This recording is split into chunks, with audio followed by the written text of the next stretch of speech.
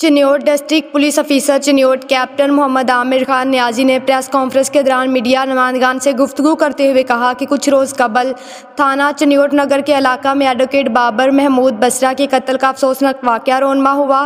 वाक़या की इत्तला मिलते ही मैं खुद जायकुआ पर पहुँच गया। दिलखराश वाक़या पर वहाकिन से गहरे दुख और अफसोस का इजहार किया और इंसाफ की फरहमी की यकीन दहानी करवाई।